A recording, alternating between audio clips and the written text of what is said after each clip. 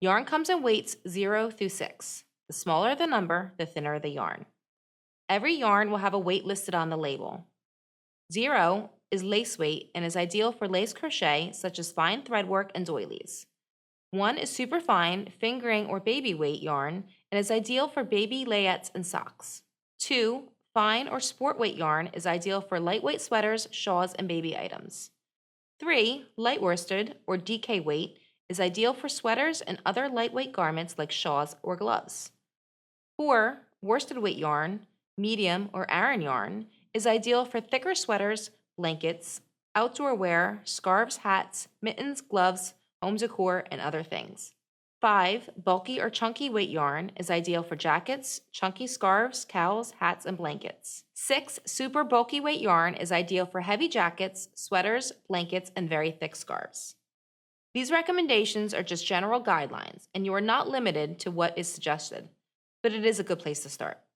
Along with weight, yarn labels will also give recommended hook size. Again, this is not set in stone, and you are free to design using any combination.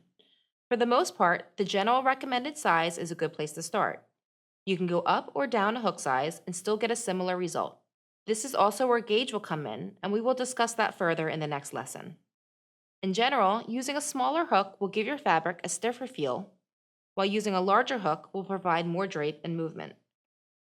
These 3 swatches were made using the recommended hook sizes on the yarn label, and you can see they have a very nice movement. With the smaller hook, you can see that that fabric is much more stiff. There's also not much to see through, not many holes in the fabric, which gives it a more dense look. If you use a very large hook, you will get a much more lacy effect in your yarn. Hooks are determined by 2 different items when it comes to size. There's both a letter and a number. The letters do change, so you always want to pay attention to the numbers. They are measured in millimeters. The hooks recommended for this yarn are 5.5 millimeters, 6 millimeters, and 6.5 millimeters.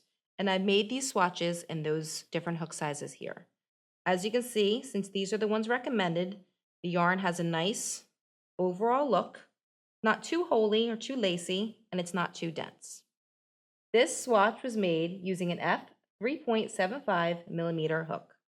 This swatch was made using a G 4.0 millimeter hook. This swatch was made using a G plus 4.5 millimeter hook.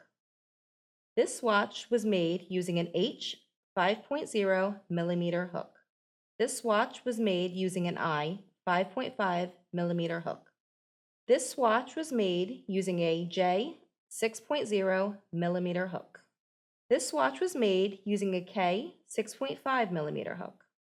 This swatch was made using an L 7.0 millimeter hook. This swatch was made using an M 8.0 millimeter hook. This swatch was made using an N 9.0 millimeter hook. This swatch was made using a P 10.0 millimeter hook. As you can see, the larger the hook size, the more holes or the more space you will see between the fabric. The smaller hook size you use, the less space you will see between the fabric, and it will produce a much more dense look. The most common weight yarn used is worsted weight yarn. The hooks that are most commonly used with this weight yarn are 5.5 millimeters, 6.0 millimeter, and 6.5 millimeter.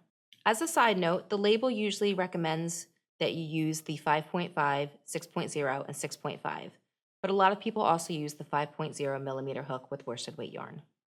Another factor you want to consider is cost. Yarn is available in all different price points. In general, less expensive yarns tend to be a lower quality. More costly yarns are usually better quality, but not always. One thing to consider when thinking about price points is how large your project is going to be. If you are making a large blanket, for example, a more expensive yarn will probably not be cost effective. If you are selling finished items, you'll also want to think about your price point for selling. You'll want to make sure the cost does not make it prohibitive to sell. There are many factors to consider when determining what yarn and hook size to use, and it will take time before it becomes second nature. But this should give you a great place to start.